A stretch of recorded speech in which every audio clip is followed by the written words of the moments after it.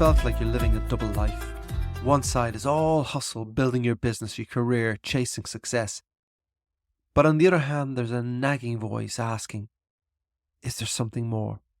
I'm Paul Ryan. I'm an entrepreneur, business owner and investor, and I know this struggle all too well. But I've also delved into the realms of meditation and self-exploration for almost 4 decades, seeking that elusive balance between outer success and inner peace. So join me on this journey as we bridge the gap between ambition and fulfillment, uncovering insights from those who've mastered the delicate art of harmonizing prosperity with profound contentment. This is not just another podcast. It's your roadmap to unlocking the true essence of success. Welcome to episode 22 of The Inner Entrepreneur. Let's jump right in.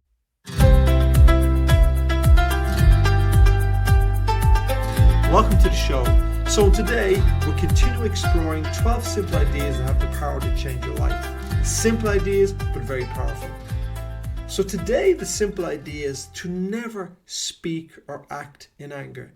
And this is a really big one, and it's powerful, but it isn't easy.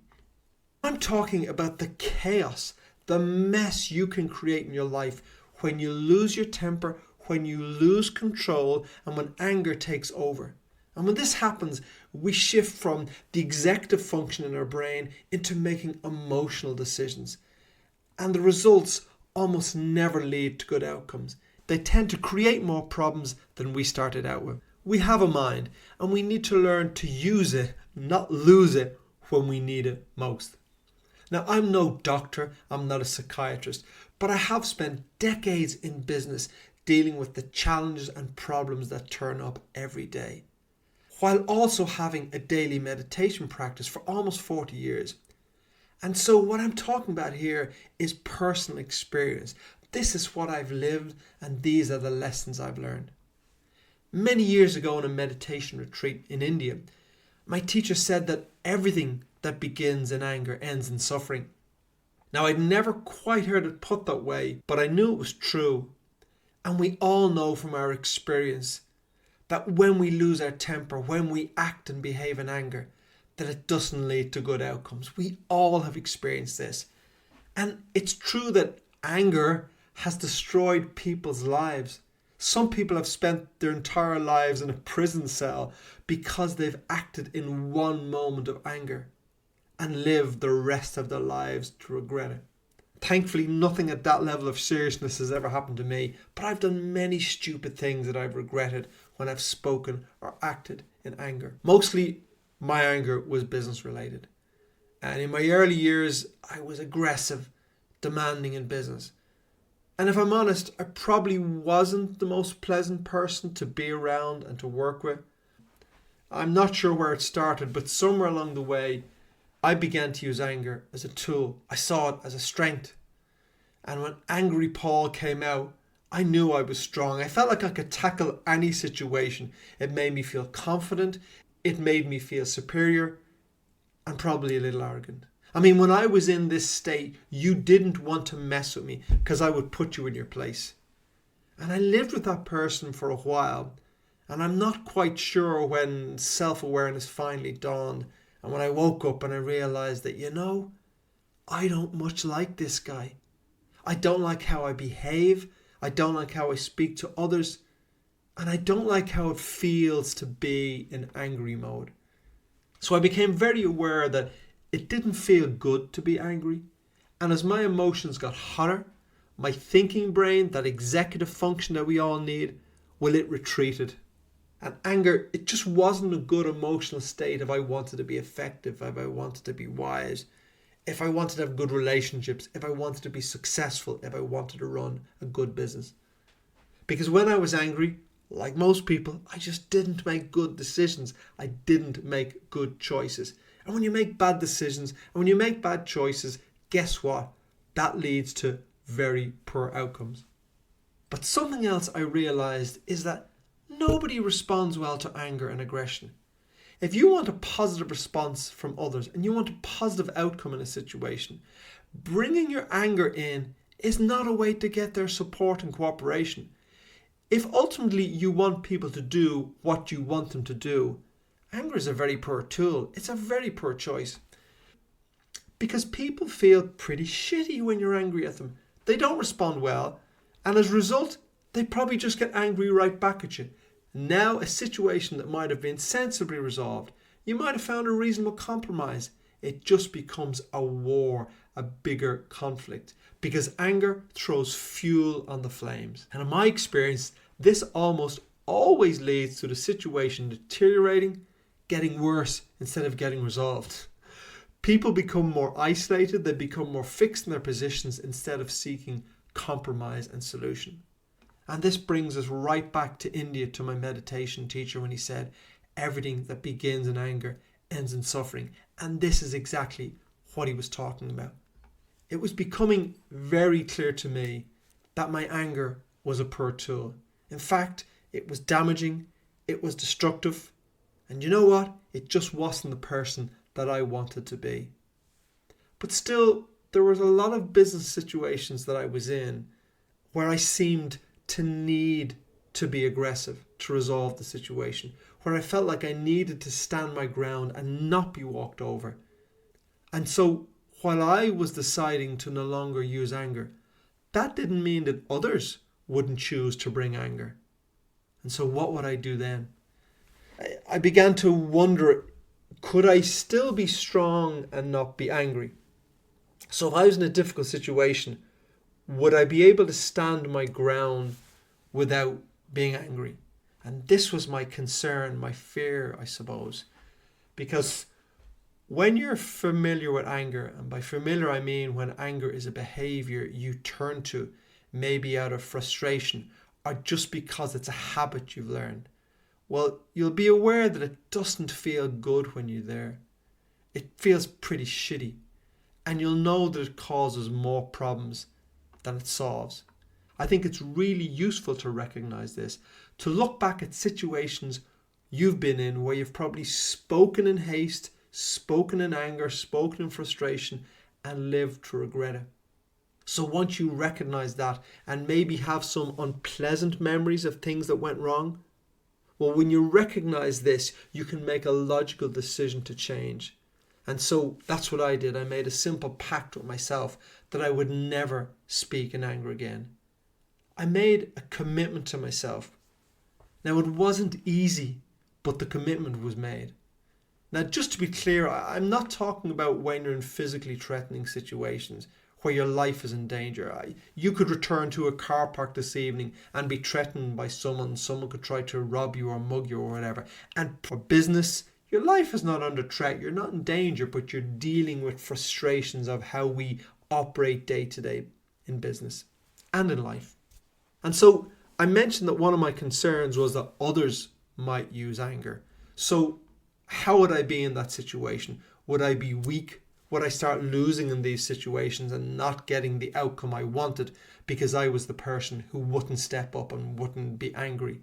And so I decided the best way to figure that out was to test it.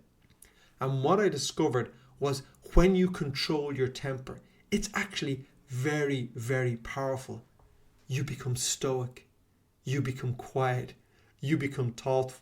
And let me tell you, you do not look weak and you do not feel weak. In fact, you look wise and you feel wise, and it feels good when other people have lost control of themselves, when other people are losing control and you can speak in a considered, quiet manner.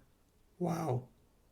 That's actually scary for people because they've lost it and you've held it together.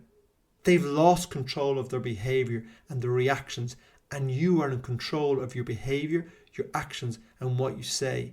They've drifted into the emotional animal brain, and you are firmly standing in your executive function. I'm going to tell you, you will feel powerful, and to others, you will look powerful. You will look like someone who is calm, in control, and making good decisions. And let me tell you, you only have to do this once to know it's where you want to be and where you need to be. So I tested this. I knew it was absolutely how I was moving forward, that I was no longer going to make decisions in anger, no longer going to speak in anger. This was my decision. This was my commitment, and my practice had begun. Now, that's not to say it wasn't very, very hard, because I know you're thinking maybe of a particular situation where you always get triggered, you always get wound up, and you go, oh, how can I be calm in this situation? And what I'm going to say to you is you need to know this, you need to recognize it, that you will still be triggered. You need to accept this, because you're rewiring your brain, and rewiring your brain takes time and it takes practice. And once you know it will still happen, now you can make another choice. And the choice is, I know I will still be triggered. I know I will still feel like acting, behaving, speaking that way, but I've chosen not to.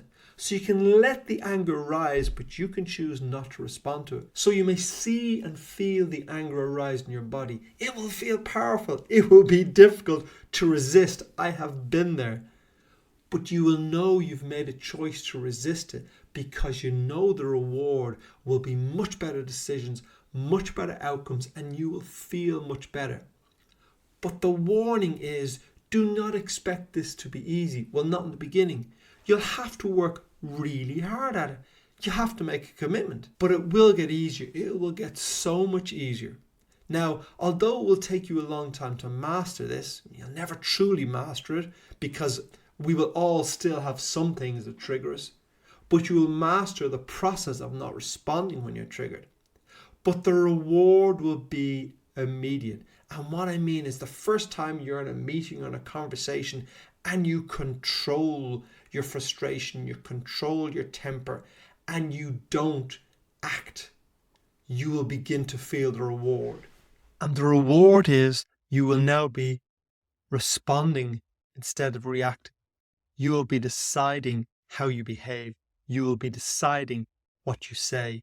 And this leads to much better outcomes and much better reactions from the people you are dealing with. Would you want a leader that is explosive and volatile? Or would you want a leader that is considered, thoughtful, and thinks about what they do and thinks about what they say? Because that's real leadership, and that's what gets results. Expect to leave this podcast and become an expert in this immediately. What I'd like you to do is leave this podcast and commit to practice. If you listen to a 30-minute podcast on the piano, would you expect that you could go out and play Mozart tomorrow? No, you wouldn't. You'd start small, and you would know that if you practice over and over again, you will become much better. So don't be hard on yourself. Realize that this is the same. You're retraining your habits, you're retraining your brain, and you have to start small. So my suggestion is, look for the small everyday situations that wind you up a bit, that would trigger you, and practice here. So become really competent and comfortable with this skill on the small things. So the bus is late, your coffee is delivered cold, you miss your train, you get stuck at a red light. All of these things are your training ground, so that you are ready for when it really matters. You are ready for when you really need the skill. I trained very hard at this, using my force of will to control my anger, holding it like a raging bull. Every time I was glad I did. I'm not talking about suppressing anger in the long term, because that's not good for you. You're just choosing in that moment not to express it, not to make situations worse for you. But you're conscious of that. You've noticed it, and you can choose to release it later. So how will you do that?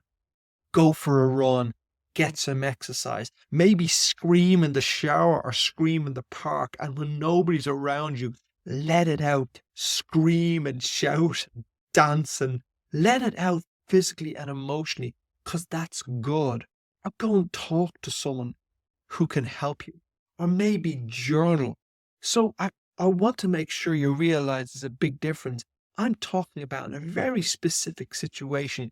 You decide to take control of yourself so that you don't make the situation worse for you, and you don't say or do something that you will regret, that will lead to further problems. I'm not talking about suppressing your feelings or suppressing your anger. I'm talking about being calm in a very specific situation, but having the self-awareness to then go and deal with that. As I say, go into the park, go up the mountains and scream your head off. Don't do it in the boardroom. Don't do it when you're talking to a member of your family when you know it will just cause chaos in your life. For me, my meditation practice really helped. There have been times when I have sat and meditated for hours and hours before responding, say, to an email or before getting back to someone, because I knew through meditation how to find calmness.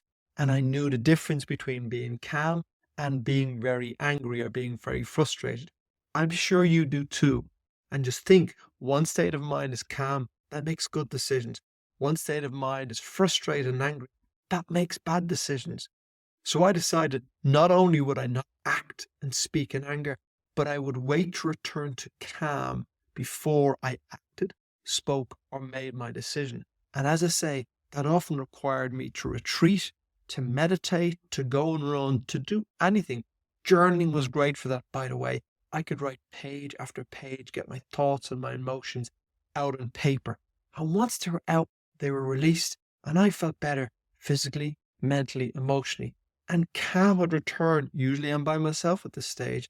And I've worked through the triggers, and now I'm on the other side of it. And now I can look at the situation with a clear mind. Now I can respond to the challenge and make the situation better, as opposed to emotionally reacting to the situation and making it worse. Guys, this was a game changer. There are so many situations that I've been in that I could have really made a mess, but through using this practice, that I got some great outcomes. For some people, this is really, really hard. And maybe you have some trauma in your history, in your life, that I don't have experience of. And maybe that's going to make this more challenging for you. So if that's your situation, if you have some specific trauma that you think needs to be dealt with, then go and get some professional help. The type of practices that I've found really, really helpful, as I say, meditation, mindfulness, because they train you to be calm, but they train you to know where calm is, and you can go there and you can return there and you recognize it. And that's where you make decisions from. Exercise, journaling. One of the great ways I have of training my mind is an ice bath. I have one in my garden and I get out in there regularly 4 or 5 times a week. Now, when you step into an ice bath, a few things are going on. Your body is screaming, get me out of this. Your mind is screaming, get me out of this. So how do you go in and how do you stay in? Well, I go in and stay in by one, making a decision. I've decided I'm going to get into the ice bath. Usually it's for 3.5 minutes. And once I've decided to, I get into it and then I go to my place of calm. Now, a few things are going on. I retreated to this place of calm in my mind, and my body and my mind, or my thoughts, are still fighting with me to get out, but I'm resting in this place of calm. And the more I practice with that, the more I get to a place where I understand the difference and I recognize that my body and my mind can want something different, but I've chosen to remain calm. So that's a very useful practice that I can take to many situations where my body wants one thing and I return to a place of calm and I go, this is what I'm doing now. So by doing that over and over again, I suppose I've rewired my brain and rewired my behavior, and I've become a calm and considered person. Do I still get triggered? Sure, I'm human, but honestly, very, very rarely.